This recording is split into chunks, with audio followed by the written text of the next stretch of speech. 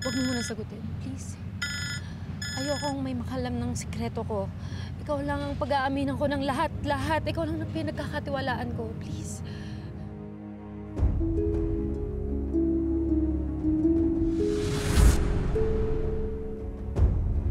Nathan? Anong ginagawa mo? Purahin mo. Purahin mo. Baka makakita sa'yo.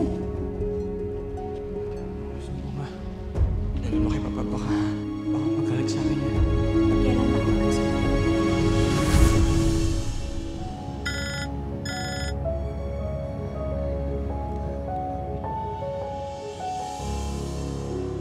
Nung nasa Spain ako, I decided na mag-transition.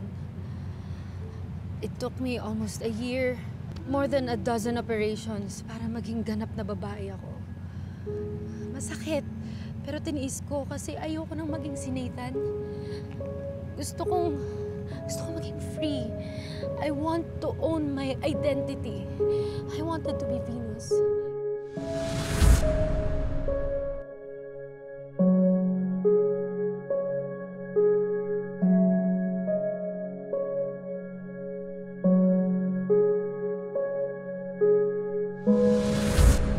Akala ko, kapag nag-transform na ako, magiging masaya na ako. Magkakaroon ako ng happy ever after sa love life ko. Pero mukhang lalo akong minalas, lalo akong naging miserable. Kat, please, just leave us alone. We're happily married, so please leave us alone. Ano ba? Iniwan ko yung buhay ko at tawid ako sa Pilipinas.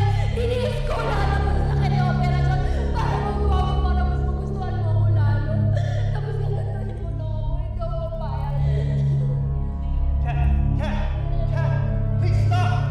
Kat, we can never be together again. Ever. Please. Serious, Venus? Sobrang fragile na natin. Hindi na natin kakayanin ng long-distance relationship. Kung gusto mo talaga na tumagal tayo, sasama ka sa akin.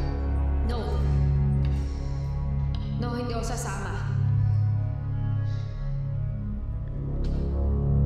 Well then, this is goodbye. Nakikipag-iwalay ka ba sa akin? Do I have to spell it out to you? It's over, Venus. Iwalay na tayo. Ate, I fought for my happiness. I fought for my freedom.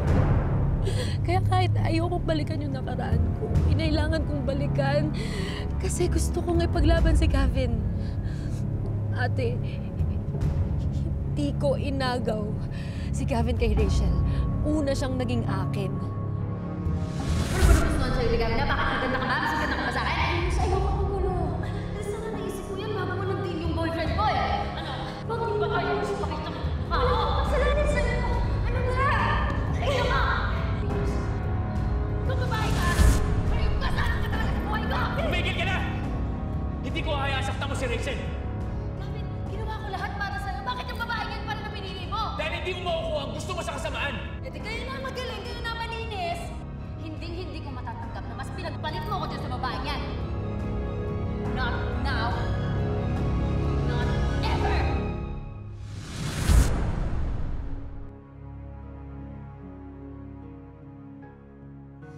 Okay na sana eh, kasi binalikan ako ni Gavin.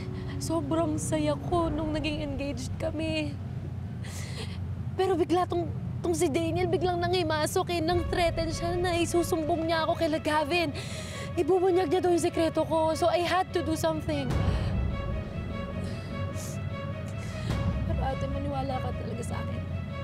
Hindi ko gusto na may masaktan ako, may maapakan akong iba. Happiness kasi yung nakataya dito eh. Happiness ko at yung future ko. Ayaw mawala sa akin si Gavin. Mamatay ko.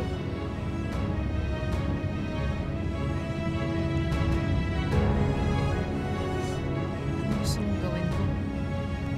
Diba, ever since, ikaw naman ang nagpoprotekta ng secrets ko. Now more than ever, ate, kailangan ko ang protection mo.